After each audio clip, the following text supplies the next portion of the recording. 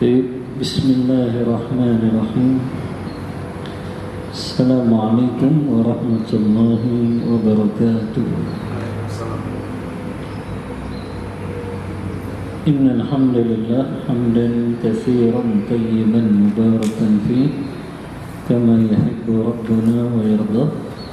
Wa asyhadu an la ilaha illallah wahdahu la syarika lah. Wa asyhadu anna Muhammadan abduhu wa rasuluh. Allahumma salli wa sallim ala nabiyyina Muhammadin sallallahu alaihi wasallam wa ala alihi wa ashabihi wa man tabi'ahum bi ihsanin ila yaumiddin, amma ba'd. Ikhwani fillah rahimani wa rahimakumullah. Alhamdulillah, dengan izin dan pertolongan dari Allah kita bisa melanjutkan kembali kajian rutin kita, masih mengkaji kitab Al-Fiqhu Al-Muyassar, fikih yang ringkas dan mudah, masih membahas bab tentang muamalat al-maliyah, muamalah yang berkaitan dengan harta. Yang pada petang hari ini insyaallah kita akan membahas tentang babu firrahmi, bab tentang gadai. Qala al-muallif rahimahullahu ta'ala, berkata pengarang kitab ini, bab firrahmi wa fihi mas'alatan. Bab tentang gadai ini ada dua masalah. Masalah yang pertama, maknahu wa adillatu masyru'iyyatihi, definisi rahan dan dalil-dalil disyariatkannya.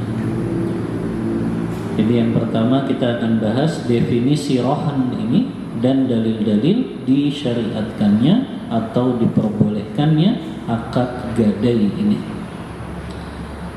Ar-rahnu huwa, rahan itu adalah ja'lu ainin maliyatin, menjadikan harta benda yang berharga, wasiqatun bidainin, sebagai jaminan atas hutang yang dimiliki, liyustawfa minha, agar jaminan tersebut bisa untuk menunaikan hutangnya tersebut, au min thamaniha, atau bisa menjadi jaminan pembayarannya, idza ta'azzara al-wafa, kalau orang yang berhutang itu tidak mampu membayarnya. Jadi akad rohan ini dia mengikuti akad hutang.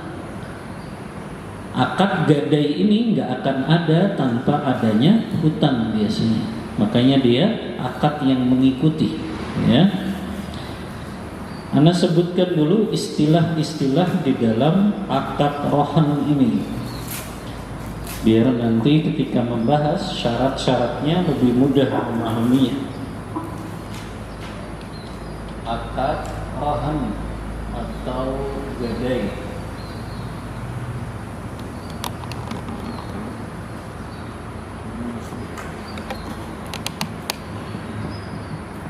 Para ulama menyebutkan ada sekitar 5 rukun akad rohan ini. Akad gadai itu baru bisa terjadi kalau terpenuhi 5 rukun ini. Yang pertama adalah adanya rahin.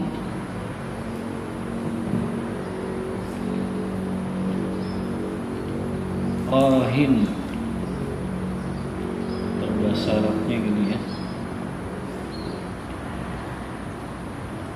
Siapa ini rahin? Rahin ini adalah orang yang menggadaikan, ya, atau orang yang berhutang, ya, orang yang menggadaikan,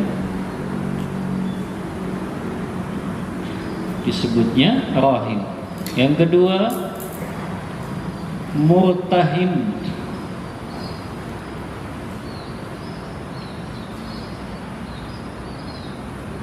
Murtahinun.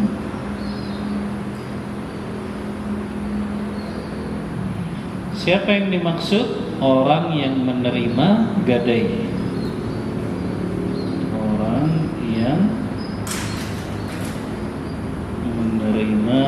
gadai.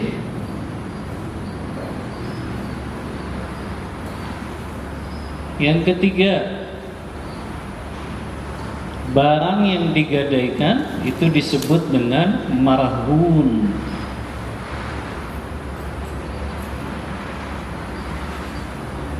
Marhun, barang yang digadaikan.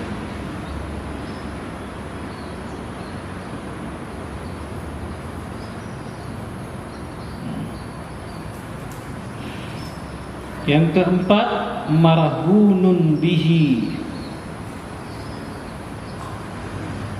Marhun bihi ini adalah hutangnya si rohin kepada murtahin. Marhun bihi. Yang kelima, al-ijab wal qabul. Ijab, qabul. Ini 5 rukun yang harus terpenuhi di dalam akad rohan.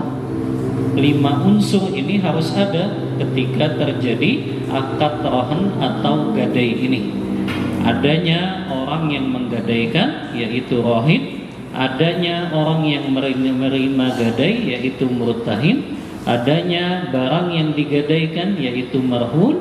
Adanya hutang juga, marhunun bihi. Dan adanya ijab dan qabul. Ini istilah-istilah di dalam bab rohan ini. Kemudian wal aslu fi masyru'iyyati rahni. Hukum asal disyariatkannya gadai. Yang pertama, qauluhu ta'ala, firman Allah Ta'ala dalam surah Al-Baqarah ayat 283. Allah Ta'ala berfirman, wa in kuntum ala safarin wa lam tajidu katiban farihanum maqbudah. Kata Allah Ta'ala, dan bila kalian dalam keadaan safar dan tidak mendapatkan orang yang menuliskan akad hutang piutang kalian, maka jadikanlah barang yang digadaikan tersebut untuk digadai. Artinya ada jaminan, ya, jaminan barang yang digadaikan ketika kalian melakukan transaksi tidak tunai dan kalian dalam keadaan safar. Kata penulis kitab ini, wa taqidu bis-safari fil ayati kharaja makhrajal ghalibi fala mafhuma lahu. Di ayat ini Allah Ta'ala mengikat antara akad gadai dengan safar. Namun tidak bermakna akad gadai itu baru boleh dilakukan saat dalam keadaan safar saja. Jadi bukan itu maknanya. Kenapa kok Allah menyebutkannya dalam keadaan safar orang melakukan gadai ini? Karena kebanyakan di zaman dahulu orang itu banyak melakukan gadai itu memang saat melakukan safar. Mereka kehabisan uang, kehabisan bekal, maka ada barang yang mereka jaminkan. Maka itulah kenapa Allah mengikat kata rohan atau kata gadai itu dengan kalimat safar dalam keadaan bepergian jauh. Namun bukan berarti akad rohan tidak boleh dilakukan ketika dalam keadaan mukim. Karena para ulama sepakat rohan atau gadai ini tetap boleh dilakukan walaupun dalam keadaan mukim. Apa dalilnya? Dalilnya dikuatkan dari sunnah, yaitu hadis Rasulullah SAW. Sebagaimana hadis yang disampaikan oleh Aisyah radhiyallahu anha. Beliau mengatakan, annan nabiyya sallallahu alaihi wasallam ishtara ta'aman min yahudi ila ajalin wa rahanahu dir'an min hadid. Kata Aisyah, sesungguhnya Nabi Shallallahu Alaihi Wasallam membeli makanan dari orang Yahudi dengan pembayaran tidak tunai, dan beliau menggadaikan baju beliau. Hadis riwayat muttafaqun alaih Bukhari dan Muslim. Maka hadis perbuatan Rasulullah ini menjadi dalil diperbolehkannya akad rohan atau gadai ini walaupun dalam keadaan muqim, tidak dalam keadaan safar. Ya, ini berkaitan dengan definisi rohan atau gadai dan dalil-dalil disyariatkannya. Ya, bahwa Rasulullah pun pernah melakukan akad gadai ini kepada orang Yahudi ketika beliau membeli makanan secara tidak tunai. Kita lanjut, al-mas'alatu tsaniyah, masalah yang kedua. Al-ahkamu al-muta'alliqatu bihi, hukum-hukum yang berkaitan dengan akad rohan atau gadai ini. Di sini disebutkan apa saja ya yang menjadi syarat-syarat atau hukum-hukum yang berkaitan dengan akad gadai ini. Yang pertama, la yasihhu rahnu ma la yajuzu bai'uhu kal waqfi wal kalbi li'annahu la yumkinu ifa'ud daini minhu wa la rahnu ma la yamlik. Yang pertama, yang menjadi syarat sahnya gadai, tidak sah menggadaikan barang yang tidak boleh diperjualbelikan. Nah, ini jadi kaidah ya. Ini disebutkan juga oleh Imam Ahmad rahimahullah ta'ala. Beliau membuat kaidah ma sahhabaihi sahharahmuhu, ma sahha bai'uhu sahharahmuhu.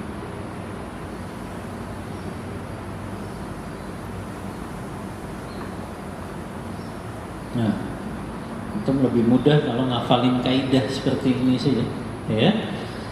Kata Imam Ahmad, ma sahha bai'uhu, segala barang yang sah diperjualbelikan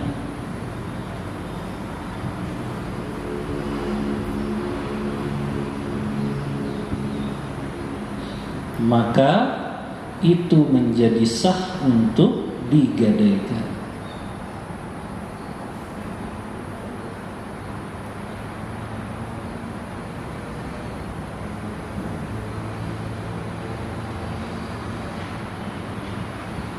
Nah, ya, segala barang yang sah diperjualbelikan maka menjadi sah untuk digadaikan. Berarti pemahaman terbaliknya gimana? Segala barang yang tidak sah diperjualbelikan maka tidak sah digadaikan. Itu namanya mafhum mukhalafah dalam ilmu ushul fikih. Pemahaman terbaliknya, ya.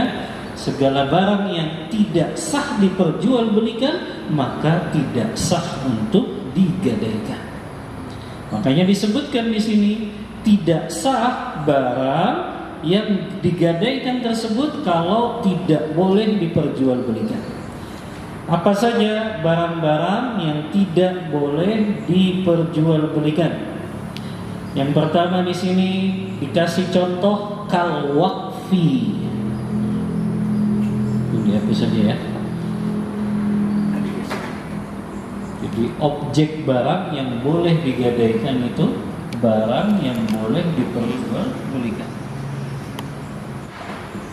Yang pertama kal waqfi, barang yang sudah diwakafkan. Maka ini gak boleh digadaikan. Karena kaidahnya tadi ya, kalau barang itu nggak boleh diperjualbelikan, maka tidak sah juga digadaikan. Di antara barang yang nggak bisa diperjualbelikan adalah barang yang sudah diwakafkan. Jadi kalau ada orang datang ke tempat pegadaian, saya gadaikan itu tanah yang sudah saya wakafkan, nggak sah. Ya, karena hadis Rasulullah menyebutkan barang yang sudah diwakafkan itu tidak boleh. Yang pertama, wala yuhabu, tidak boleh dihadiahkan. Wala yuba'u, tidak boleh diperjualbelikan. Wala yurasu, tidak boleh diwariskan. Itu barang yang sudah diwakafkan. Maka konsekuensinya barang yang sudah wakaf nggak boleh digadaikan atau diperjualbelikan.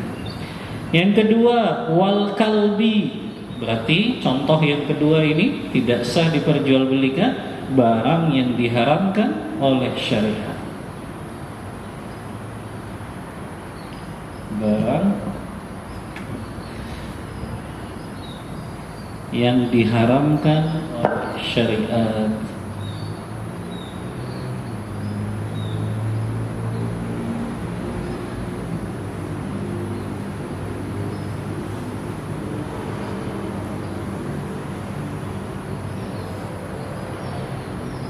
Seperti tadi anjing, minuman khamar, daging babi, kemudian juga barang-barang yang diharamkan, alat-alat musik, ya, patung-patung, gambar makhluk bernyawa, yang itu semuanya diharamkan oleh syariat, maka tidak boleh untuk digadaikan.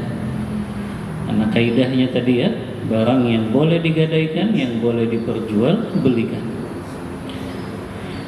Kemudian juga ya, di antara barang yang dia juga bisa untuk digadaikan ya, selain dia barang yang boleh diperjualbelikan, para ulama menyebutkan barang itu adalah barang yang berharga.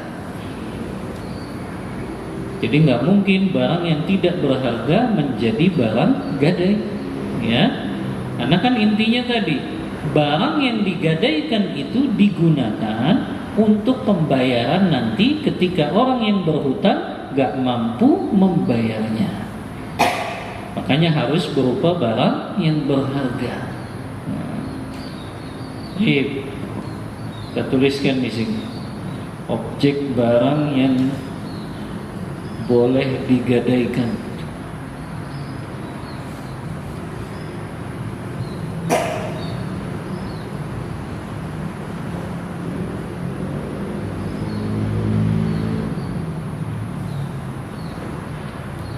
Pertama tadi, barang yang boleh diperjualbelikan.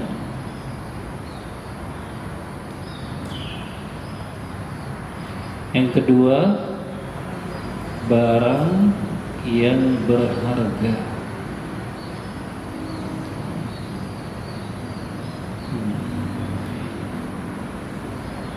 Yang aneh di Indonesia ya,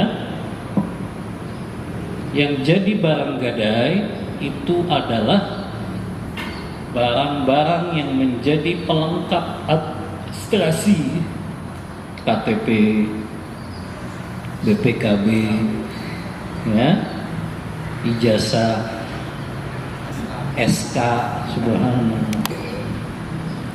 SK Toyota bisa digadaikan. SK PNS ya, SK BUMN ya. Itu jadi barang gadai, subhanallah ya. Padahal itu barang bisa dijual atau tidak? Tidak bisa ya.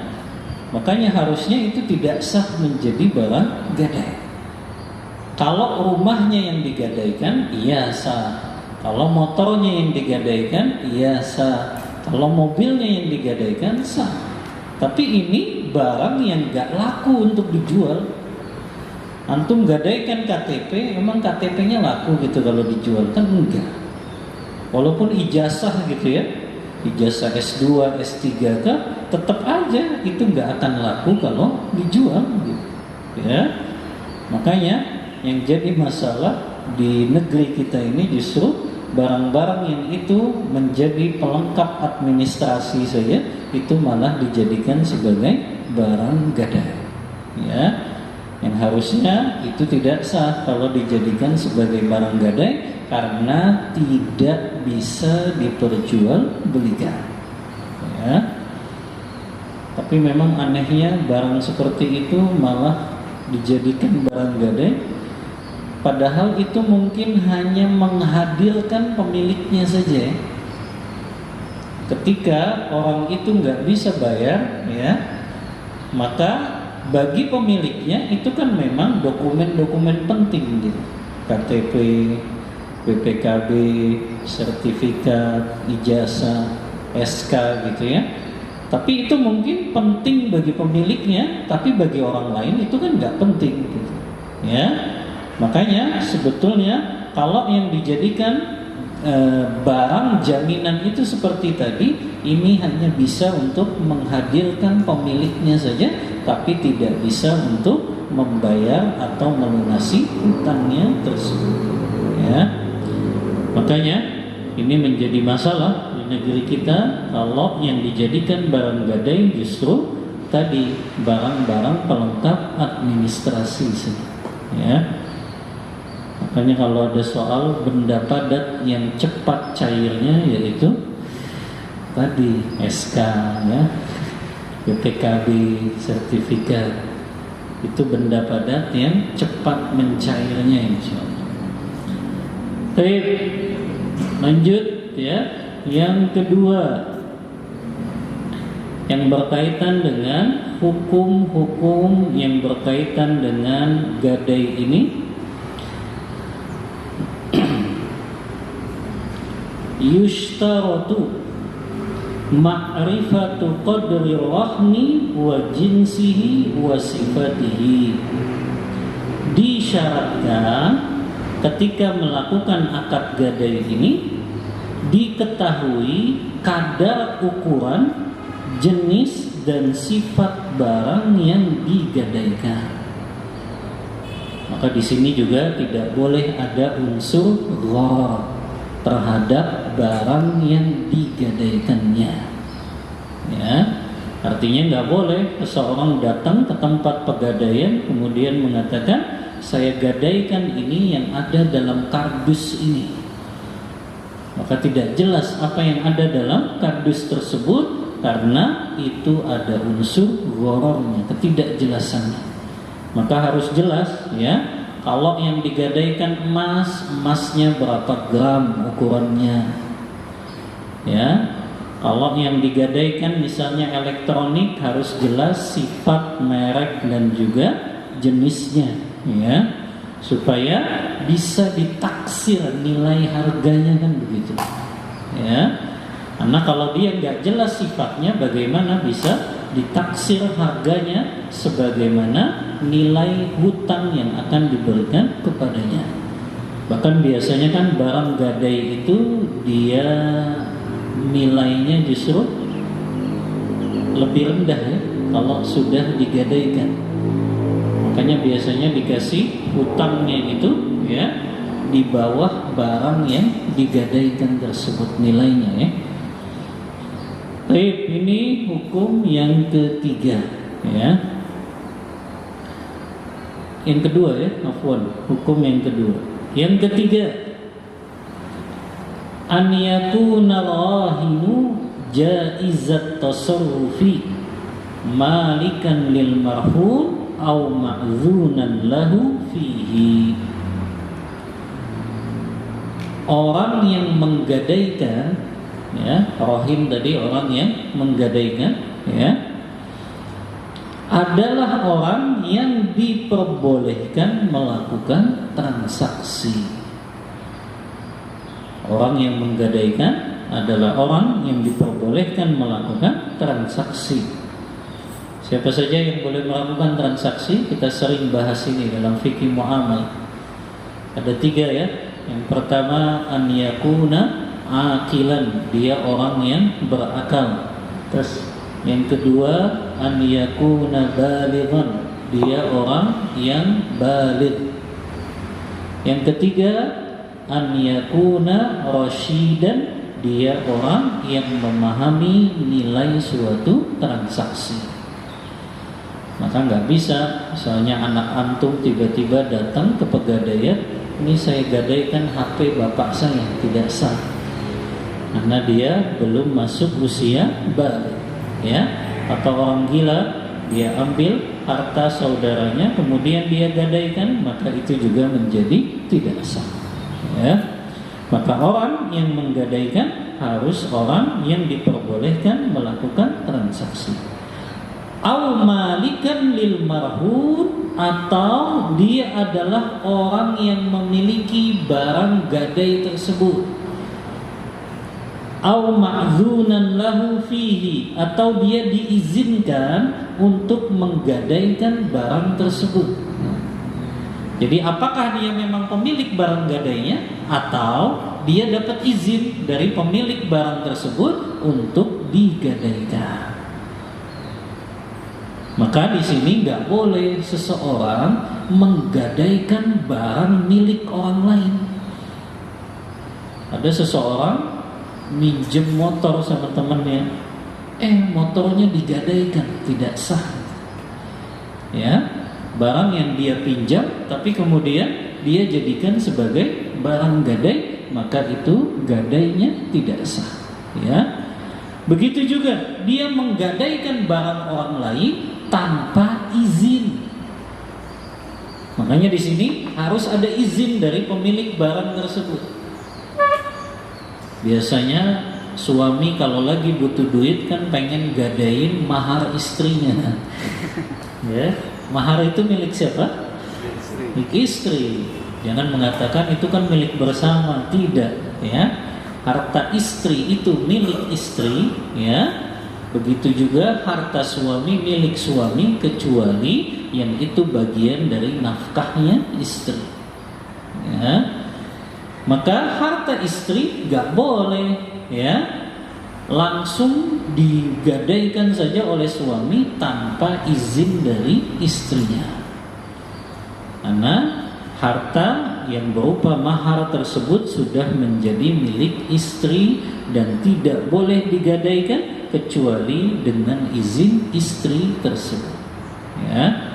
Maka ini syarat yang ketiga, ya, atau hukum yang berkaitan dengan gadai yang ketiga. Orang yang menggadaikan adalah orang yang boleh melakukan transaksi, atau dia memiliki barang gadai tersebut, atau dia mendapat izin dari pemilik barang yang akan digadaikan tersebut. Ini yang ketiga. Yang keempat, hukum yang berkaitan dengan gadai. Laisa lirrahini at-tasarrufu fi rahni bi ghairi ridha al-murtahini, wa la yamliku al-murtahinu dzalika bi ghairi ridha ar-rahin. Yang keempat adalah orang yang menggadaikan tidak boleh memanfaatkan barang yang digadaikan tanpa izin atau ridho dari si penerima gadai. Jadi orang yang menggadaikan tidak boleh memanfaatkan barang yang sudah dia gadaikan kecuali dengan izin atau keridhaan dari si penerima gadai. Barang yang digadaikan harus dipegang oleh penerima gadai atau tidak? Barang ini udah digadaikan, harus dipegang si penerima gadai atau enggak? Atau boleh dipegang sama orang yang menggadaikan saja? Yang menerima. Harus ke si penerima gadai yang megangnya. Kalau yang dia gadaikan sawah gimana? Kan tetap aja sawahnya ya dekat rumahnya gitu. Nah, ini yang dimaksud, ya. Orang yang menggadaikan, dia nggak boleh memanfaatkan barang yang sudah dia gadaikan tadi. Misalnya dia gadaikan sawah, biasanya kan dikasih sertifikatnya saja. Adapun sawah tersebut boleh tidak dimanfaatkan oleh orang yang menggadai tadi? Boleh tidak? Boleh, tapi dengan izin si penerima gadai. Jadi kalau yang memanfaatkannya orang yang menggadai itu boleh, ya. Jadi kalau yang memanfaatkannya orang yang menggadaikan, ya, orang yang menggadaikan yaitu orang yang berhutangnya, maka boleh dia manfaatkan itu. Ada orang misalnya gadaikan motor, biasanya yang dia gadaikan apa? Paling BPKB-nya kan, motornya yang terus dia pakai gitu. Itu boleh kalau izin dan ridho dari si penerima gadai. Karena semakin dia pakai, nilainya akan semakin turun. Ya, nilainya akan semakin turun. Ya, makanya harus seizin dan ridho dari si penerima gadai. Ya, makanya di sini tidak boleh bagi orang yang menggadaikan dia manfaatkan itu, ya, barang gadainya, kecuali dengan tidak boleh bagi orang yang menggadaikan dia manfaatkan barang yang sudah dia gadaikan kecuali izin dari si penerima gadai. Dan orang yang menerima gadai tidak memiliki barang yang digadaikan secara otomatis. Ini yang jadi catatan ini. Ya, si penerima gadai nggak bisa memiliki barang yang sudah digadaikan secara otomatis kalau si penggadai tidak bisa membayar hutangnya. Nah, ini kan yang gagal dipahami oleh lembaga-lembaga gadai di Indonesia. Mereka tidak memahami bahwasannya akad hutang piutang itu adalah saling tolong menolong. Akad tabaruk disebutnya, akad sukarela, bukan untuk mencari keuntungan.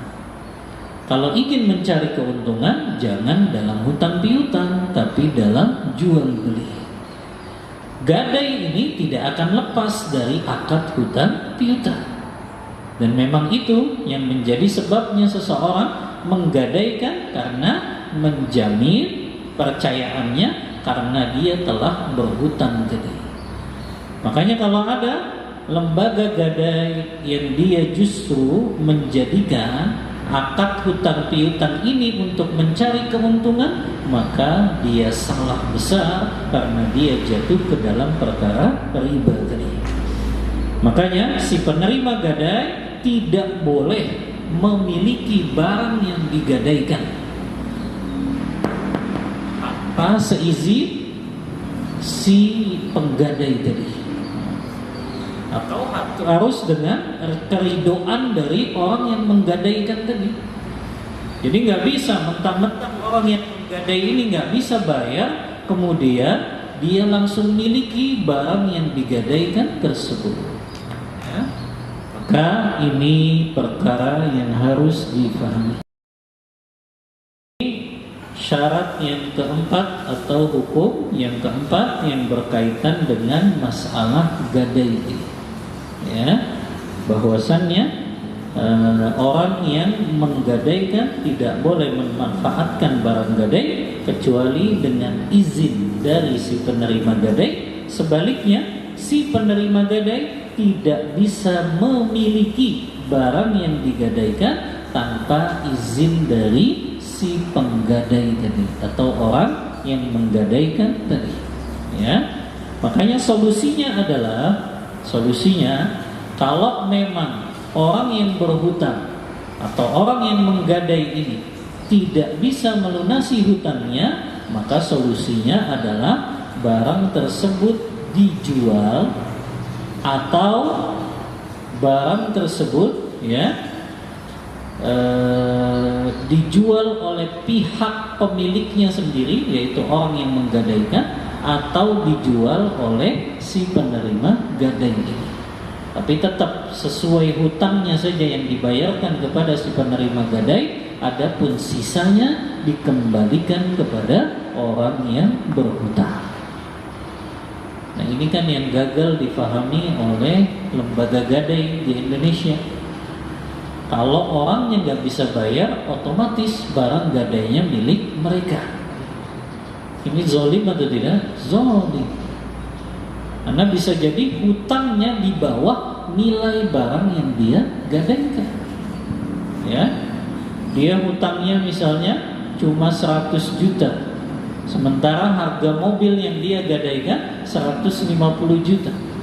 Ketika orang ini nggak bisa bayar hutangnya 100 juta, mobil itu jadi milik si lembaga gadai.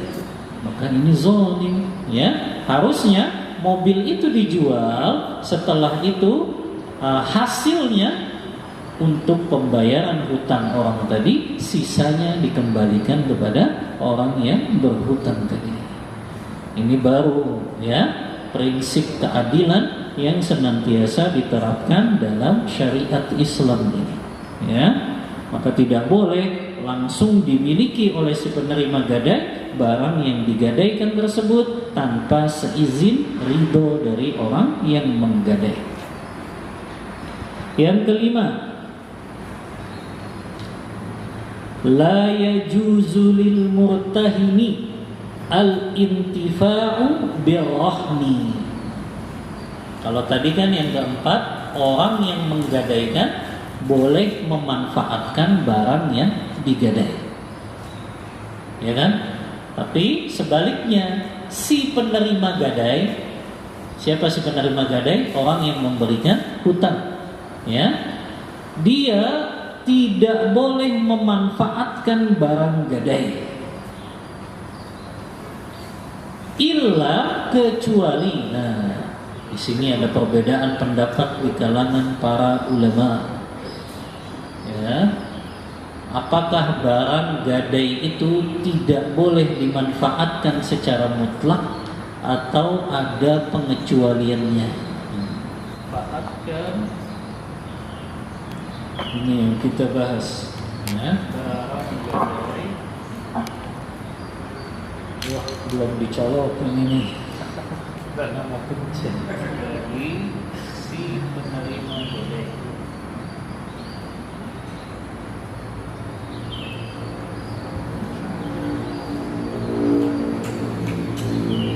Apakah boleh si penerima gadai memanfaatkan barang gadai? Ya. Di sini ada dua pendapat di kalangan para ulama. Yang pertama, tidak diperbolehkan secara mutlak. Artinya tidak ada pengecualian. Semua barang apapun kalau sudah digadaikan maka tidak boleh dimanfaatkan oleh si penerima gadai.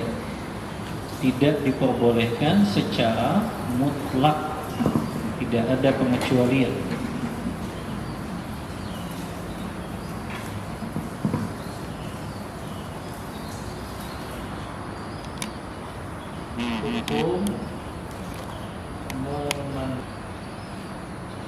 Ini pendapatnya jumhur ulama. Jumhur ulama, mayoritas para ulama. Siapa yang dimaksud di sini? Mayoritas ulama.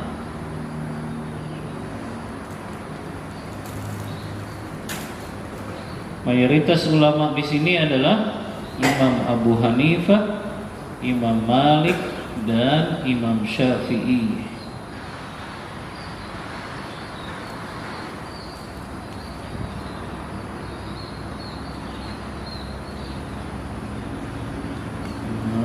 Syafi'i.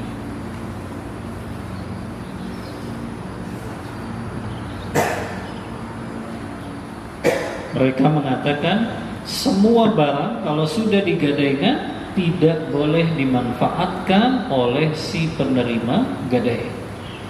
Apa dalil mereka? Mereka berdalil dengan kaidah fikih yang sering kita sebutkan, kullu qardin jarra manfa'atan fahuwa riba. Dalil mereka kullu qardin, setiap pinjaman jarra manfa'atan, yang mendatangkan manfaat kepada si pemberi pinjaman, fahuwa riba, maka itu jatuh ke dalam riba.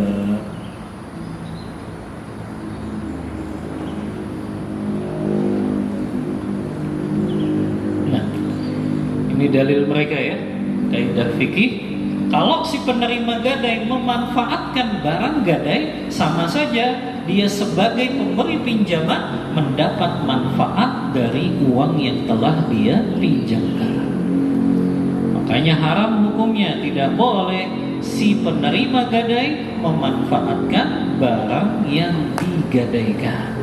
Ya, ada seseorang ya, si A misalnya minjem uang kepada B 100 juta, dia gadaikan sawahnya. Ini banyak di kampung-kampung ya.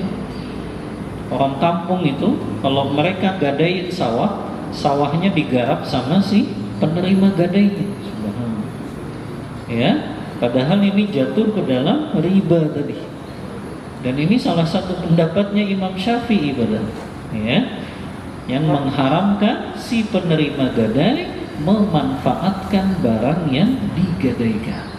Ya, karena tadi mereka berdalil dengan kaidah fikih kullu qardin jarra manfa'atan fahuwa riba. Setiap pinjaman yang mendatangkan keuntungan atau manfaat kepada si pemberi pinjaman, maka itu jatuh ke dalam riba. Karena pernah sampaikan ke antum ya, kita menerima hadiah saja ya, saat ada orang berhutang kepada kita dan hutangnya belum lunas, itu jatuh ke dalam riba. Kecuali karena dua ya, pernah saya jelaskan. Kecuali karena dua, yaitu dia sudah terbiasa memberi hadiah tersebut atau dihitung sebagai cicilan pinjaman. Ya, karena pernah kisahkan juga kisahnya Imam Abu Hanifah, yang beliau pernah meminjamkan uang ya, tiba-tiba beliau jalan dengan muridnya di tengah terik matahari. Ketika mataharinya begitu terik, kata muridnya, wahai imam, kita berteduh sebentar di halaman rumah yang ada atapnya itu. Ketika Imam Abu Hanifah melihat, kata beliau, tidak, kalian saja yang berteduh, saya tetap di sini saja. Kata muridnya, kenapa wahai imam? Kan kita cuma berteduh sebentar saja di halaman rumah yang ada atapnya itu, nggak merugikan pemiliknya. Maka Imam Abu Hanifah menjelaskan, ketahuilah bahwa atap rumah yang kita akan jadikan sebagai tempat berteduh itu adalah rumah orang yang meminjam uang kepada guru. Subhanallah. Beliau nggak mau ngambil manfaat sedikit pun, walaupun cuma berteduh saja. Ya, cuma berteduh saja, karena beliau paham kaidah ini. Beliau sudah ngasih pinjaman, kalau berteduh di halaman atap rumah itu, sama saja beliau mengambil manfaat dari uang yang beliau pinjamkan. Subhanallah ya, begitu waraknya para ulama, takut sekali kepada perkara-perkara muamalah yang diharamkan oleh Allah Ta'ala. Baik, ini pendapat pertama. Pendapat kedua, nah ini pendapatnya Imam Ahmad ya. Beliau memberikan pengecualian ya. Tidak semua barang gadai itu tidak boleh dimanfaatkan ya. Pendapat kedua adalah boleh memanfaatkan barang gadai bila si penerima gadai ia menanggung biaya perawatannya.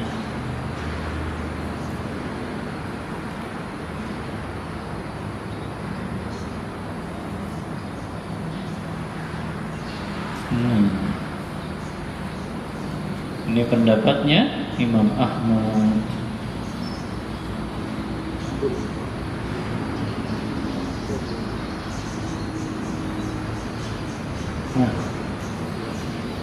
Jadi kalau menurut Imam Ahmad Ibn Hanbal rahimahullah, kalau ternyata barang gadai itu butuh perawatan, apa misalnya barang gadai yang butuh perawatan, sapi, kambing, unta misalnya yang digadaikan, itu butuh perawatan, butuh dikasih makan, dikasih minum, bahkan mungkin butuh dimandikan gitu ya.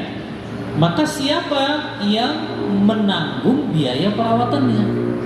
Hukum asalnya, kalau barang yang digadaikan itu butuh biaya perawatan, dalam ilmu fikih hukum asalnya yang menanggung itu adalah rohim. Siapa rohim tadi? Orang yang menggadaikannya. Harusnya dia yang menanggung biaya perawatannya.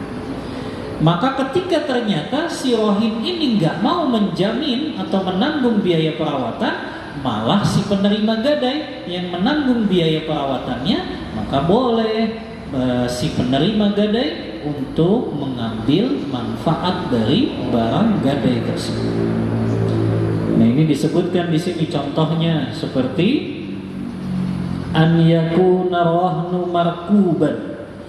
Seperti kalau barang yang digadaikan itu adalah binatang ternak yang ditunggangi. Tadi ya, seperti unta, ya, sapi, ya. Itu kan binatang ternak yang butuh biaya perawatan.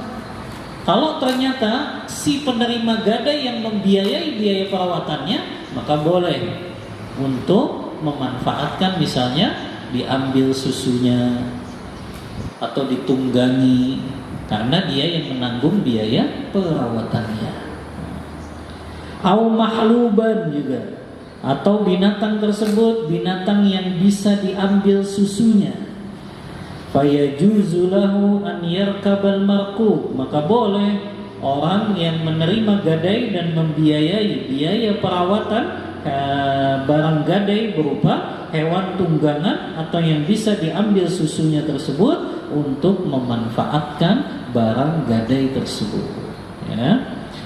Ini sesuai dengan hadis Rasulullah SAW, diriwayatkan oleh Abu Dawud dalam kitab Sunannya. Ya. Yang Rasulullah bersabda, ya, labanud dari atau labanud duri yushrabu binafaqatihi idza kana marhunan. Labanud dari yushrabu binafaqatihi idza kana marhunan. Ya. Hewan ternak yang digadaikan boleh diambil susunya apabila si penerima gadai yang membiayai biaya perawatan. Ya. Az-zahru yurkabu binafaqatihi idza kana marhunan. Begitu juga hewan tunggangan boleh untuk ditunggangi apabila si penerima gadai yang menanggung biaya perawatannya. Wa 'alal ladzi yurkabu wa yashrabun nafaqah, dan barang yang ditunggangi dan diambil susunya itu karena biaya perawatannya ditanggung oleh si penerima gadai. Afwan, hadisnya riwayat Bukhari dalam kitab sahihnya, ya. Maka ini yang jadi dalil pendapat Imam Ahmad. Kita tulis hadisnya, kita tahu dalilnya, ya. Dalilnya hadis laban dari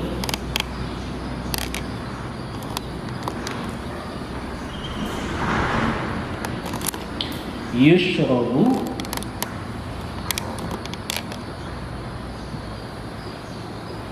binafaqatihi idza kana marhunan.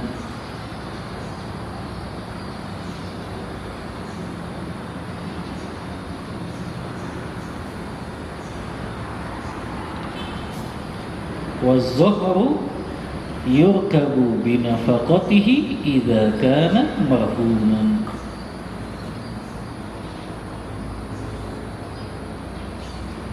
Yurkabu binafaqatihi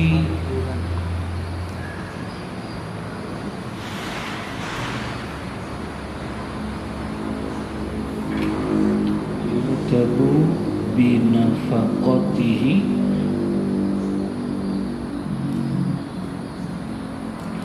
idza kana marhunan.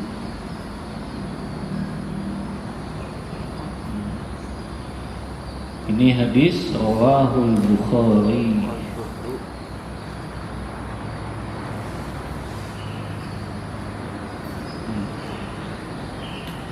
Labanud dari tadi hewan yang bisa diambil susunya boleh diminum karena dia yang membiayai biaya perawatannya. Ya. Sebaliknya hewan tunggangan boleh untuk ditunggangi bila si penerima gadai yang membiayai biaya perawatannya apabila hewan tersebut tergadaikan. Ya. Ini dua pendapat di kalangan para ulama. Wallahu ta'ala a'lam nih. Kalau ana lebih condong pada pendapat yang kedua. Kalau memang barang gadai itu adalah barang yang butuh biaya perawatan, sementara orang yang menggadaikan tidak mau membiayai biaya perawatannya, maka boleh si penerima gadai memanfaatkan sesuai dengan kadar biaya yang telah dia keluarkan. Kecuali tadi ya, si penggadai mau mengganti biayanya. Ya, kalau si penggadai mau mengganti biayanya, maka nggak boleh si penerima gadai memanfaatkan barang yang digadaikan tersebut. Ya, jadi adapun kaidah tadi itu kan umum, maka kaidah tadi dikhususkan pengecualiannya karena ada hadis khusus di mana Rasulullah menjelaskan orang yang menanggung biaya perawatan maka dia boleh untuk memanfaatkannya. Sudah masuk maghrib? Baik, kita break terlebih dahulu untuk sholat maghrib. Insyaallah kita lanjut setelah sholat maghrib. Wallahu ta'ala a'lam bis-shawab. Wa sallallahu ala nabiyyina Muhammadin wa ala alihi wa sahbihi wa sallam. Kita lanjutkan kembali. Bismillah walhamdulillah wassalatu wassalamu ala rasulillah wa ala alihi wa ashabihi wa mawalah, amma ba'd. Ikhwani fillah rahimani wa rahimakumullah. Kita lanjutkan kembali masih membahas fikih muamalah yang berkaitan dengan rahn atau gadai. Kita telah bahas tadi definisi dan dalil-dalil disyariatkan gadai dan juga syarat-syarat dan hukum-hukum yang berkaitan dengan masalah gadai ini. Tadi terakhir sebelum kita break kita sampaikan hukum memanfaatkan barang gadai bagi si penerima gadai. Ada dua pendapat di kalangan para ulama. Yang pertama, tidak diperbolehkan secara mutlak.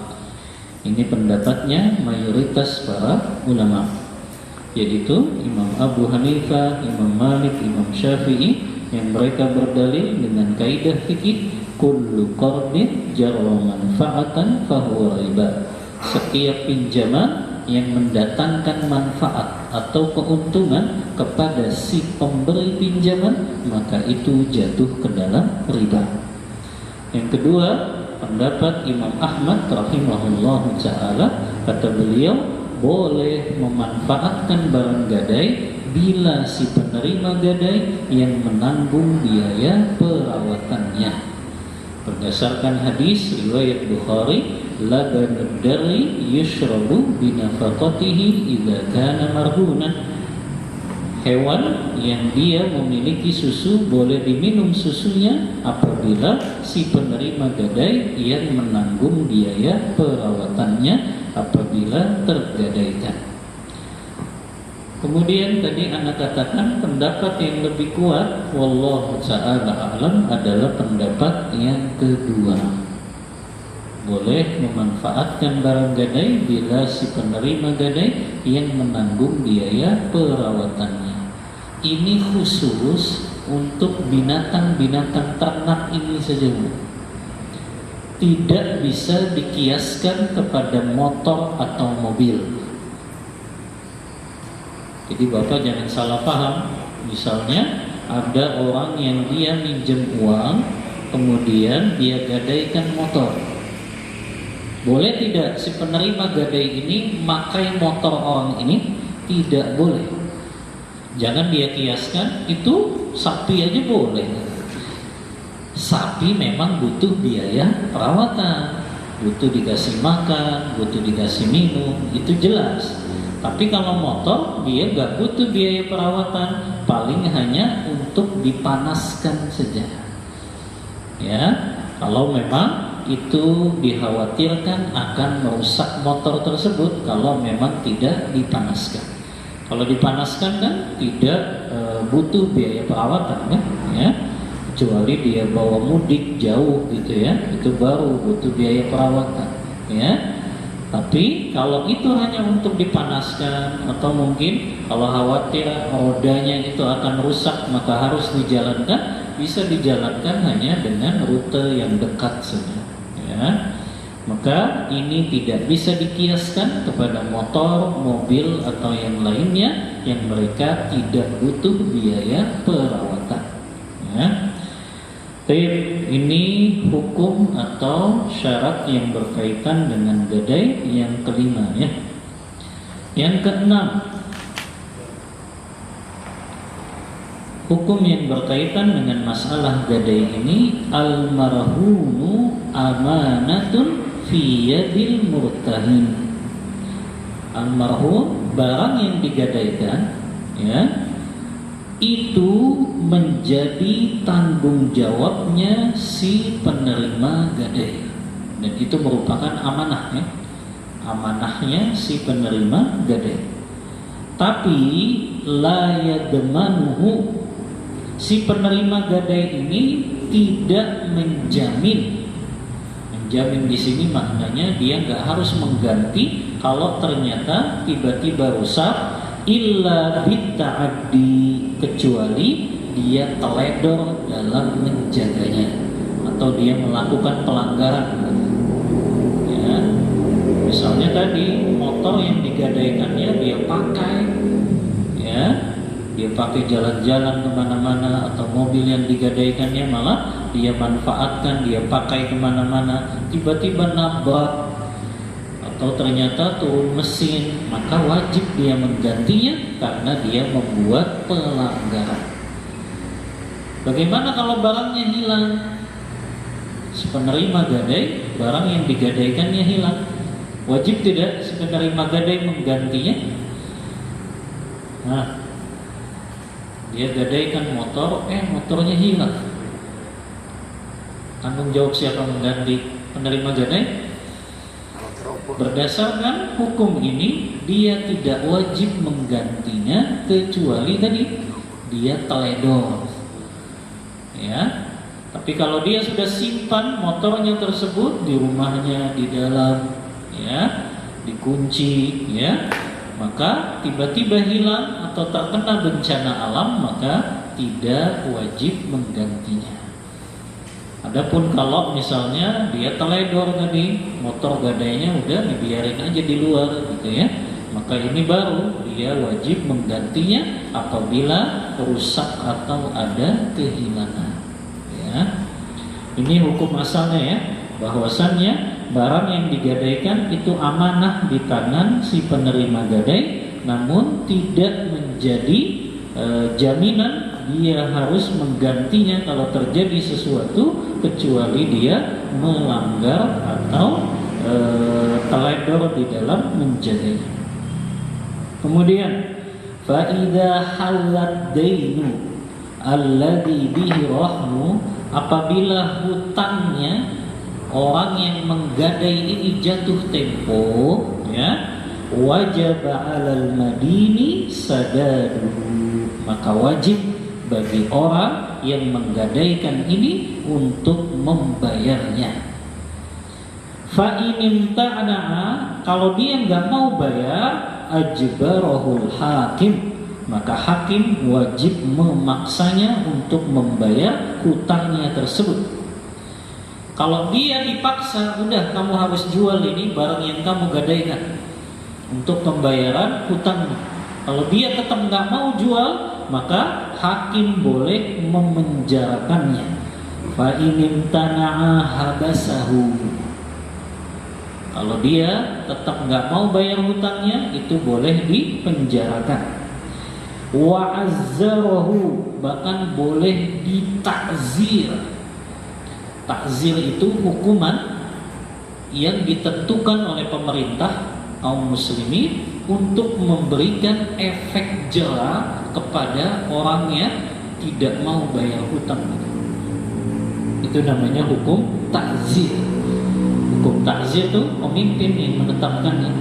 Apa saja hukumannya, yang penting bisa memberikan efek jera kepada orang yang melanggar ini. Karena sebuah kezaliman, kalau dia tidak mau menjual barang yang digadaikan tersebut, sementara orang yang memberikan hutang kepadanya memerlukan pembayarannya, ya. Bahkan tadi sampai boleh ditakzir, ya, diberikan hukuman yang bisa memberikan efek jera untuknya, hatta yufa ma alaihi minad dain, sampai, ya, dia membayarkan hutangnya tersebut, au yabi'a rahn, atau dia jual barang gadainya tersebut, wa yusaddidu min qimatihi, dan dari hasil penjualannya tersebut dia bayarkan untuk pembayaran hutang, sisanya dikembalikan kepadanya, ya. Ini adalah syarat dan hukum-hukum yang berkaitan dalam masalah gadai ini, ya. Selesai, hanya 6 poin saja yang berkaitan dengan hukum yang berkaitan dengan gadai ini. Wallahu ta'ala a'lam bissawab. Untuk materi karena cukup kan, karena selesai sudah materi dari fikih muyassar tentang bab gadai ini. Kita buka diskusi dan tanya jawab. Wassallallahu ala nabiyyina Muhammadin wa ala alihi wa sahbihi wasallam. Fadhal.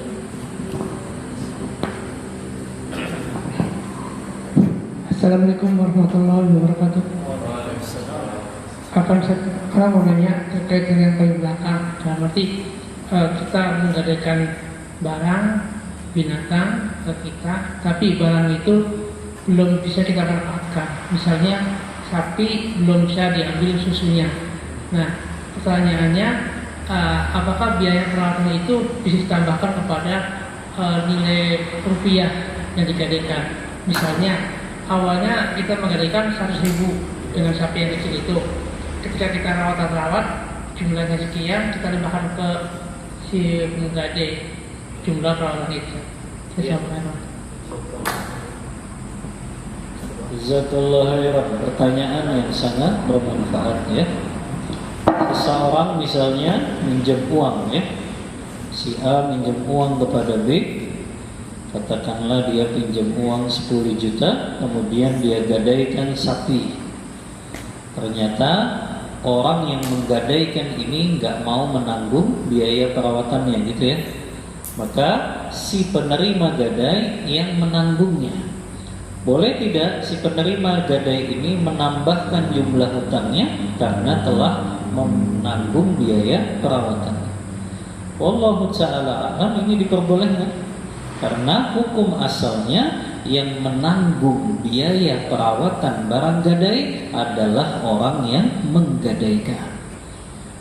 Karena hukum asalnya itu, Jadi kalau dia nggak mau membayar biaya perawatannya, boleh itu dikenakan sebagai hutang tambahan kepada si penerima gadai.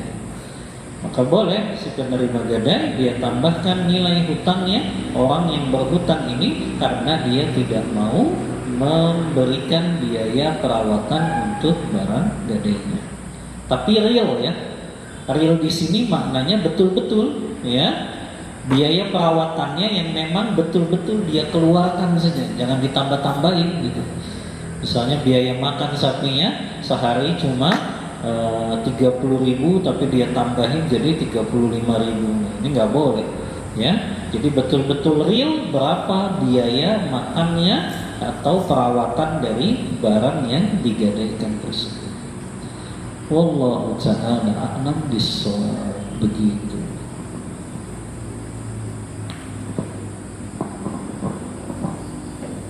Assalamualaikum warahmatullahi wabarakatuh. Waalaikumsalam. Izin nanya Pak Ustaz, untuk barang yang digadai itu yang berhak menjualnya itu yang si penerima gadai atau yang menggadaikan itu ya? Kalau nggak mampu untuk membayarnya. Dari saya aja Pak Ustaz. Iya, jazakallahu khairan. Pertanyaan yang juga bermanfaat. Barang yang digadaikan ketika orang yang menggadai nggak mampu membayar hutangnya, siapa yang berhak menjual barang tersebut? Yang pertama, hukum asalnya yang berhak menjual barang tersebut orang yang memiliki barang tersebut. Siapa yang memiliki barang ini? Rohin, orang yang menggadaikan. Maka harusnya si penerima gadai mengatakan, kamu jual barang ini, kemudian lunasi hutangmu kepada saya. Ya, kalau dia nggak mau tadi, dia bisa lapor kepada hakim sepenerima gadai. Si fulan berhutang pada saya, sudah jatuh tempo, barang gadainya tidak mau dia jual. Makanya tadi ada harus dipaksa oleh hakim atau tadi diberikan hukum takzir. Ya, maka yang berhak menjual memang si pemilik barang gadai tersebut, yaitu orang yang menggadaikan. Kecuali orang yang menggadaikan ini dia ridho, sudahlah kamu saja yang jual. Artinya dia serahkan penjualannya kepada si penerima gadainya. Maka si penerima gadai baru boleh untuk menjualnya kalau atas seizin si rohin orang yang menggadaikan. Tapi kalau si rohin tidak memberikan izin, maka nggak boleh si penerima gadai untuk menjualnya. Karena tadi, kalaupun si penerima gadai si rohin ini menolak untuk menjualnya, padahal sudah jatuh tempo, itu hanya boleh dipaksanya oleh hakim saja. Ya, Wallahu ta'ala a'lam bissawab. Begitu.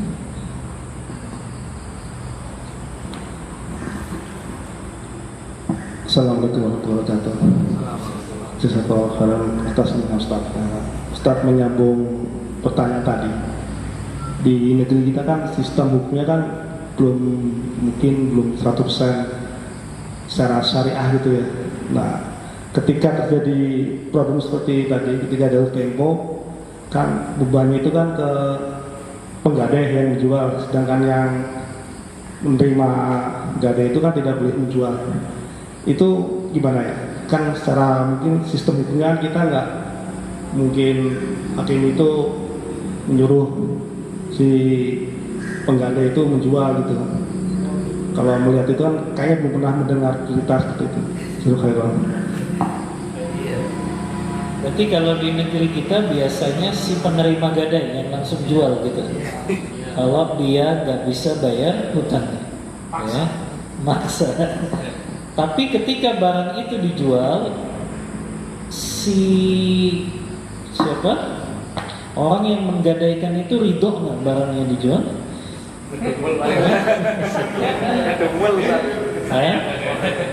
Kalau memang dia mengizinkan gitu, ya, maka diperbolehkan tadi si penerima gadai yang menjualnya.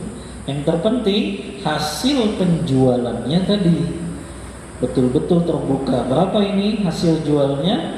Maka kemudian digunakan sebagai pembayaran hutang dan sisanya dikembalikan. Apa bisa dimasukkan ke dalam akad? Kenapa? Akad dalam artian perjanjian gade, kan gade. Iya. Tapi ketika kami bertempo kita jual barang ya, itu bisa kan? Bisa. Bisa saja. Kalau memang dia setuju, berarti kan dia ridho. Kalau nanti dia nggak bisa bayar, berarti barangnya dijual. Asal tadi ya, hasil penjualannya tetap, ya, sisanya dikembalikan kepada orang yang menggadaikan tadi. Bisa dimasukkan ke akad, tapi tentu akad itu dengan persetujuan atau keridhaan dari orang yang menggadai tadi. Wallahu ta'ala a'lam bissawab.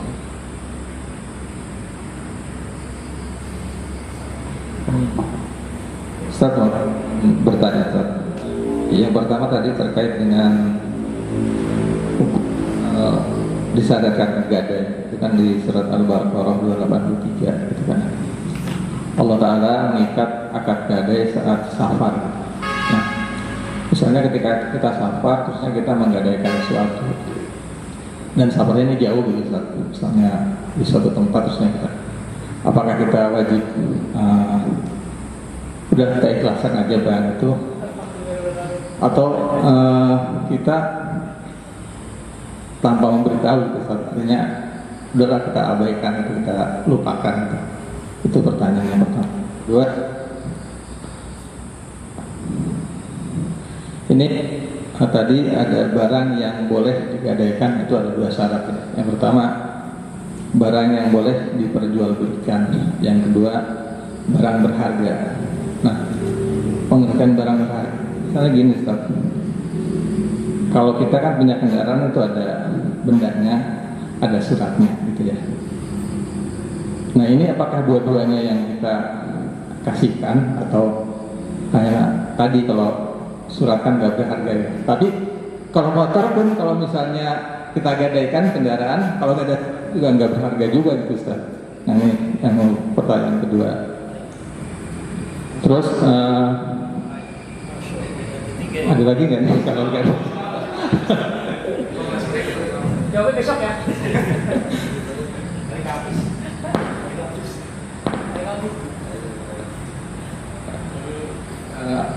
Agak lupa Ustaz tadi. Tadi aja. Makasih Pak.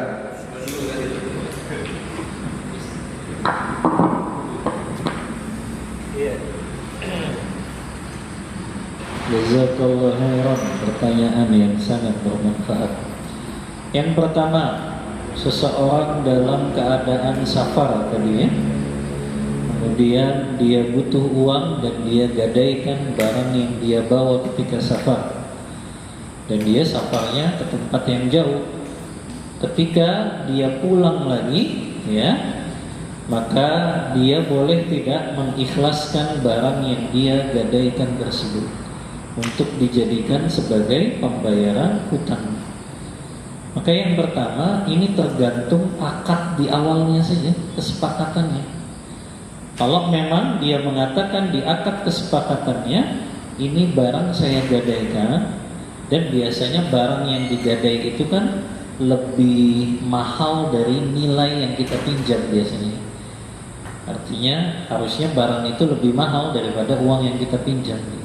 Ya, makanya ketika orang ini ya, dia minjam uang, kemudian barang yang dia gadaikan jauh lebih mahal, maka tergantung kesepakatan. Kalau memang dia katakan, kalau memang ternyata saya nggak bisa bayar sampai jatuh tempo, maka boleh barang ini jadi milik. Kalau memang itu disepakati bersama, maka boleh barang tersebut menjadi milik si penerima gadai. Ya, tapi ini didasarkan kepada kesepakatan tadi ya, bukan pemaksaan. Ya, maka ini yang pertama ya. Yang kedua, kalau memang dia mampu ya untuk mengembalikan tadi uang yang dia pinjam ya, kalau dia memang ternyata si penerima gadai ini tidak mendapatkan bayaran dari uang yang dia pinjam ini, Maka kalau orang ini memang sudah dalam waktu yang lama nggak datang-datang untuk membayar hutangnya ini, maka tentu dia boleh mengadu kepada hakim dan nanti hakim yang akan menjualnya. Ya. Tapi kalau memang orang itu ternyata ada sisanya dari uang yang dia dari barang yang dia jual tadi, kan ada sisanya misalnya, sementara orangnya udah jauh kemana nggak tahu, gimana cara mengembalikannya? Cukup disodakohkan saja. Ya, ambil hak dia, hutangnya, sisanya disodakohkan untuk orang yang tadi menggadaikan barangnya. Kita niatkan pahalanya untuk orang tersebut. Ya, karena itu memang hak dia gitu. Ini kalau memang tadi nggak ada kesepakatan ya. Kalau yang pertama kan tadi memang ada kesepakatan. Kalau yang kedua ini nggak ada kesepakatan. Orang ini nggak bayar-bayar, sementara barangnya ada di kita. Maka tadi bisa diserahkan kepada hakim. Hakim yang menjualnya, hasilnya untuk bayar hutang, sisanya dia sodakohkan untuk orang yang menggadaikan tadi. Ya, karena itu masih haknya dia. Ya. Wallahu ta'ala a'lam bissawab. Yang kedua tadi, apa yang kedua tadi? Kendaraan. Oh iya. Kendaraan tanpa surat. Oh iya, kendaraan itu yang digadaikan, ya. Apakah kendaraan secara fisiknya saja atau surat-suratnya juga? Yang lebih bagus memang dua-duanya. Ya. Yang lebih bagus adalah dua-duanya, karena agak susah jual mobil tanpa surat kan gitu. Walaupun tetap laku sih gitu, tapi kan harganya jadi jatuh gitu ya. Tapi yang lebih baik memang menggadaikan mobil beserta surat-suratnya. Ya. Dan Anda ingin ingatkan, sebetulnya akad hutang piutang itu tidak wajib harus menggunakan jaminan berupa barang gadai. Jadi tidak wajib sebetulnya. Hanya saja terkadang mungkin kita meminjamkan uang kepada orang yang kita belum percaya. Maka boleh meminta jaminan tadi. Ya. Jadi akad gadai ini sebetulnya tidak diharuskan ketika kita melakukan transaksi hutang piutang. Walaupun memang sebagian ulama mensunnahkan. Karena perbuatan Rasulullah tadi, beliau beli makanan dari orang Yahudi dan beliau menggadaikan baju besi beliau. Dan dalam hadis riwayat Bukhari yang lain, Aisyah mengatakan, "Tuwfiya Rasulullah wa diraquhu marhunatun inda Yahudi." Kata Aisyah, Rasulullah wafat dan baju besi beliau masih tergadaikan di tangan orang Yahudi. Artinya itu untuk pembayaran hutang yang beliau miliki. Jadi memang ulama sebagian menganjurkan untuk ketika kita berhutang ada barang jaminan yang kita berikan dalam rangka tadi, kalau kita tiba-tiba wafat gitu ya, ada yang digunakan sebagai alat pembayarannya. Wallahu ta'ala a'lam bissawab. Begitu. Satu lagi. Orang yang memanggil atau pengadilan yang memutuskan. Iya, jazakallah. Ya, jadi tadi kan disebutkan hakim. Itu orang alim atau pengadilan? Iya. Iya.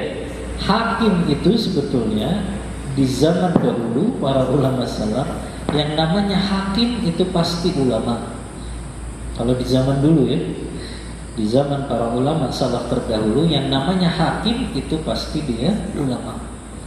Karena dia harus paham tadi fikih muamalah ya, dia harus paham hukum-hukum yang berkaitan dengan pidana dalam Islam. Makanya hakim di zaman dahulu itu pasti ulama yang dia paham tentang hukum Islam. Tapi kalau hakim di zaman sekarang belum tentu kan gitu. Ya. Maka wallahu a'lam ya, kalau memang hakim yang seperti lah ya, mirip-mirip di zaman terdahulu, mungkin bisa kita serahkan kepada hakim yang mengurusi masalah di Departemen Agama kayaknya ada, ya, yang mengurusi masalah konflik dalam masalah harta itu, ya, itu ada di bagian Departemen Agama. Nah, bisa disampaikan lewat hakim tersebut, ya. Wallahu ta'ala a'lam bishawab. Lagi Pak, Lagi. satu tadi.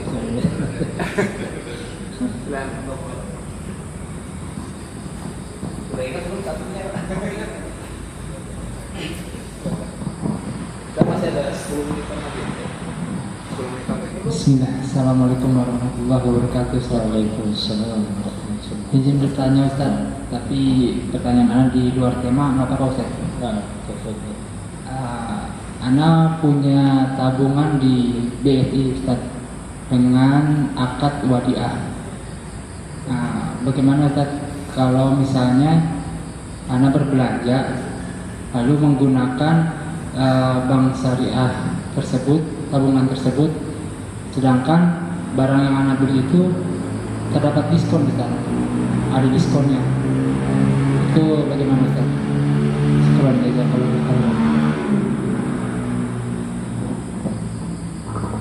Ya, jazakallahu khairan. Pertanyaan yang bermanfaat.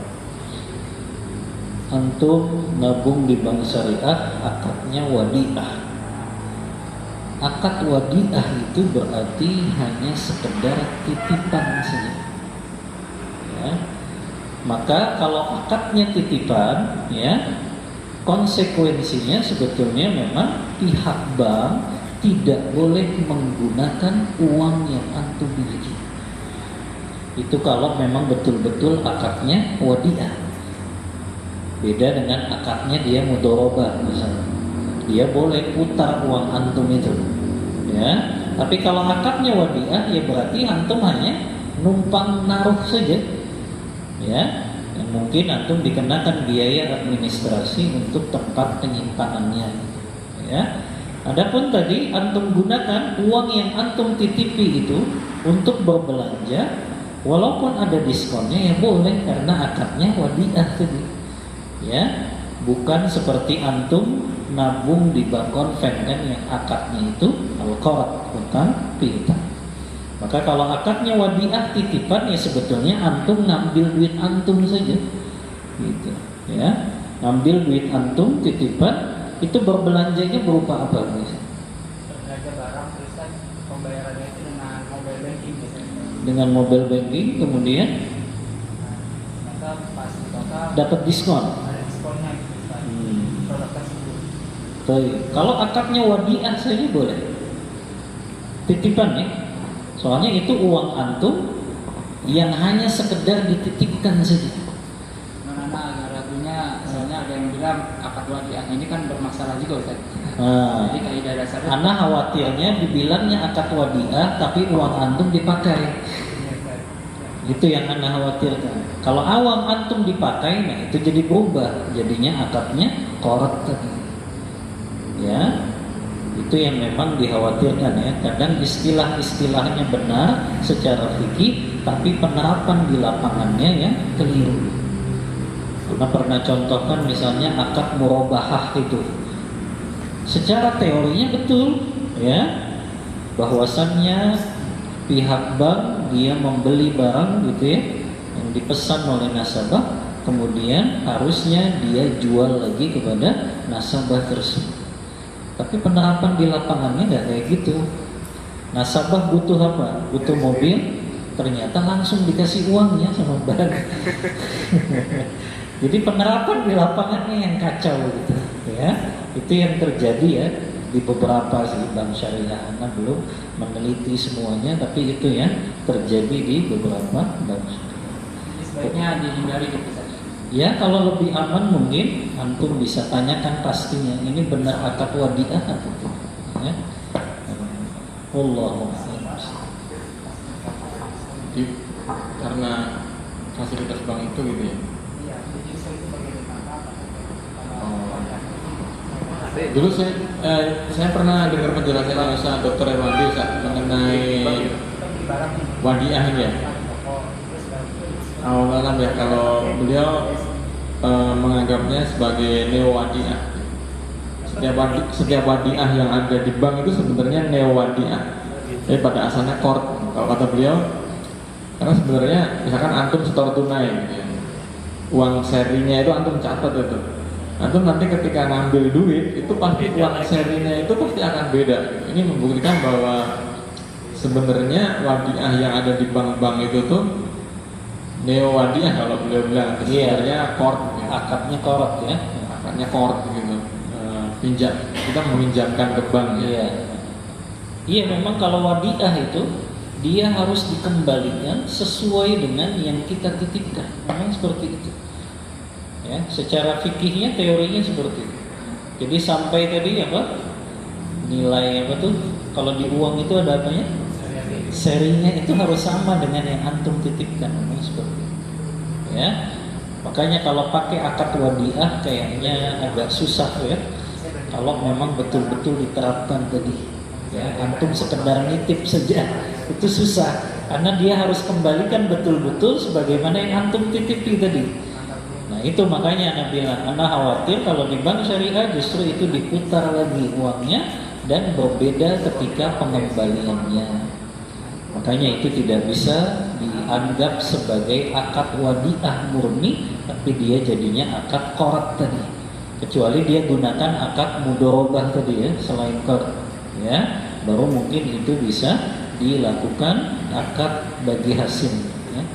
Wallahu ta'ala a'lam bissawab. Makanya berarti kalau kita ada akad wadiah di bank berarti kita nggak boleh terima ini saja. Ada kadang bahasanya hadiah. Nah, kita ada berlebihan gitu. Saya dulu pernah nabung di bank syariah ada seperti itu, makanya kemudian saya tutup. Jadi kita cari yang benar-benar tidak ada apa-apa. Maksudnya bahasanya ada hadiah lah, bonus lah, apa lah. Hadiah artinya. Dari mana?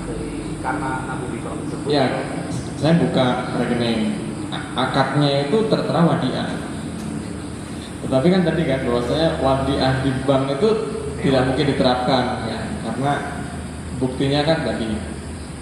Sehingga yang saya percaya itu pasti kok pinjaman gitu. Nah kalau pinjaman berarti kan kita nggak boleh dapat apa-apa kan, nggak dapat keuntungan kan? Iya. Ya, seperti kaidahnya. Nah padahal itu bank syariah besar gitu. Tapi begitu saya nabung akadnya wadiah, tapi kok ada dapatnya ada hadiah ini, ada bonus ini berupa uang gitu.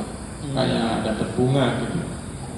Dari banknya langsung, Pak. Dari banknya langsung kalau kita cetak rekening itu mutasi itu terlihat. Nah sejak saat itu saya tutup dan mencari bank yang memang ketika akadnya wadiah dia sama sekali tidak ada pertambahan. Dan seperti itu ya.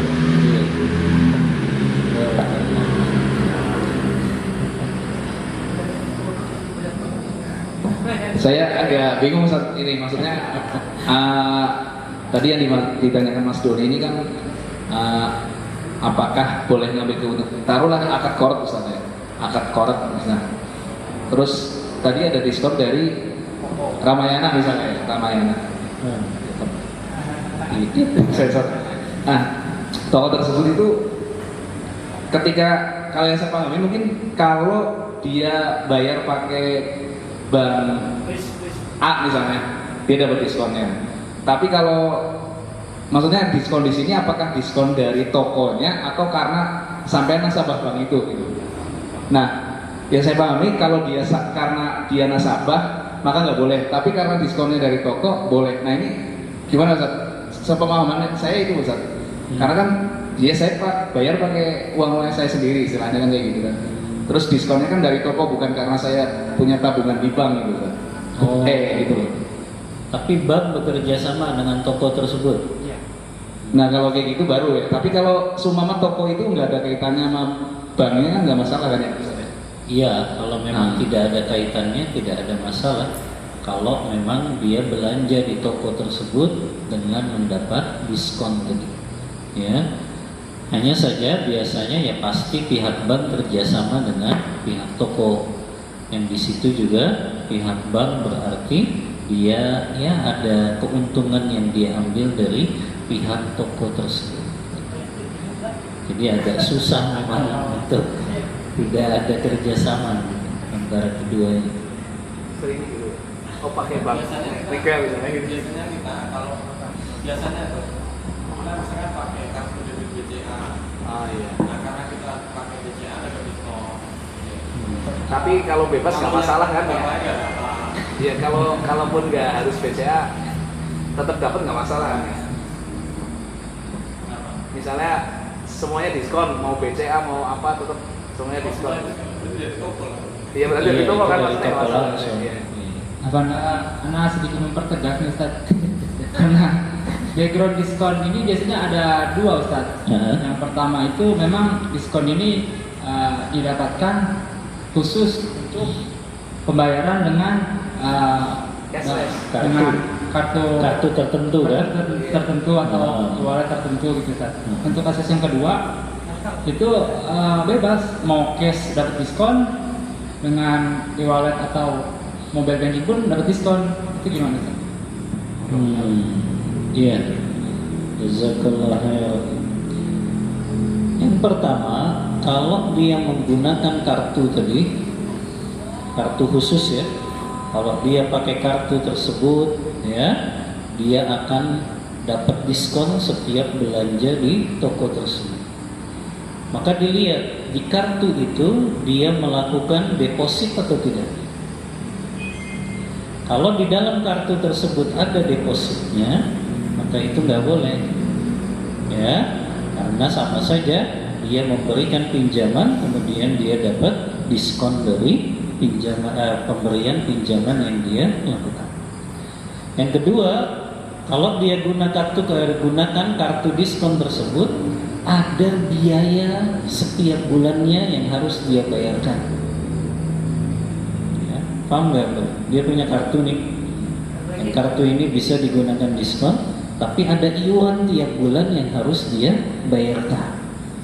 Nah, maka iuran tersebut itu jatuhnya ada unsur perjudiannya, karena dia bayar iuran tiap bulan, sementara diskon yang dia dapatkan bisa jadi nggak seimbang dengan iuran yang sudah dia berikan. Maka di situ ada unsur perjudiannya, itu juga terlarang. Tapi kalau antum tadi bukan pakai kartu tertentu ya, pokoknya antum belanja di situ, baik cash maupun pakai kartu debit atau tadi transfer, antum dapat diskon, ya boleh, nggak masalah. Ya, tidak ada masalah. Tidak ada pengkhususan. Iya, tidak ada pengkhususan. Iya, jadi boleh, ya, tidak masalah. Karena antum kan nggak ada transaksi hutang piutang juga kan dengan orang itu. Pokoknya tidak ada deposit, antum bayar tunai atau transfer tadi, maka antum dapat diskon, maka tidak ada masalah. Yang ada masalah tadi ya, yang dia ada kartu diskon itu. Allah Ta'ala. Termasuk itu Ustaz ya, kalau antara cashless sama cash itu biasanya ada selisih Ustaz. Maksudnya kalau pakai cashless misalnya pakai kartu tuh lebih murah ini Ustaz bayarnya. Tapi kartunya apa aja, misalnya e-money lah, terserah apa aja, cashless. Intinya nggak pakai uang cash gitu. Jadi kulit tip, nah itu lebih murah Ustaz. Oh gitu. Nah ada yang seperti pakai itu. Deposit ya? Ya biasanya kalau e-money ya pakai termasuk. Jadi kalau deposit ada potongan diskon itu masuk ke dalam riba. Karena tadi sejatinya kan dia memberikan pinjaman. Setiap yang deposit itu pasti akadnya kan qard, ya. Tapi memang lagi banyak lembaga-lembaga yang ngumpulin duit masyarakat dengan cara gitu. Karena memang itu bisa diputar kan oleh mereka dengan cara deposit. Karena asumsinya ini Ustaz, kalau asumsi kita masyarakat awam gini, nah kan karena dia nggak nyewa orang buat standby, jadi lebih murah. Nah itu asumsi kita kegiringnya ke situ Ustaz. Jadi pantas lebih murah karena diskon, karena dia nggak nyiapin orang buat kasih kembalian gitu. Ya asumsi kita itu. Jadi kalau cash nanti enggak. Dan di dalam juga beberapa kayak gitu, vending mesin di kita tuh kayak gitu. Oh gitu. Ayo Ustaz. Tapi kalau itu jadi perkara yang nggak bisa kita hindari ya sudah kan.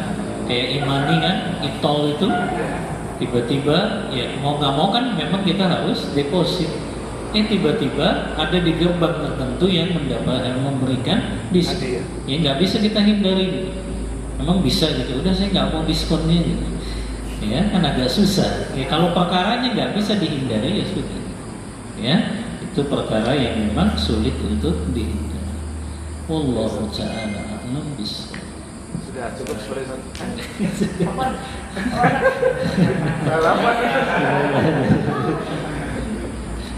Apa terakhir?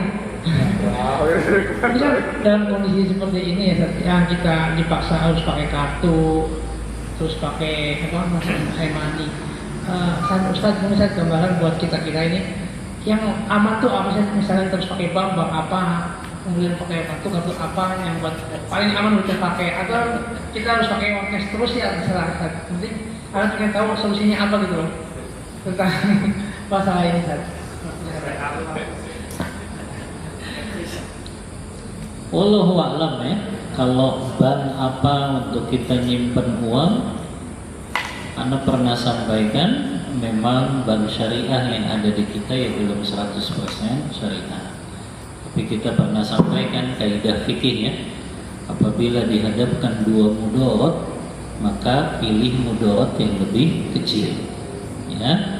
Bank konven ada mudaratnya, bank syariah ada mudaratnya, tapi bank syariah lebih kecil mudaratnya, itu yang kita ambil. Ya. Dan wallahu ta'ala alam, kalau ana sih sampai sekarang ya percayanya muamalah saja. Ya. Tapi alhamdulillah nggak ada tadi kayak Pak Bas hadiah tadi. Mungkin karena tabungan ana saldonya nggak kayak Pak Bas. Itu masalahnya. Beda iya gitu. Makanya nggak pernah dikirimin hadiah, alhamdulillah. Jadi itu saja palingnya, kita pilih yang lebih kecil mudaratnya. Adapun kalau belanja, kalaupun belanjanya online, Shopee, Tokopedia, ya, Bukalapak, ya, selalu usahakan tidak perlu memakai kartu-kartu belanja yang harus deposit dulu.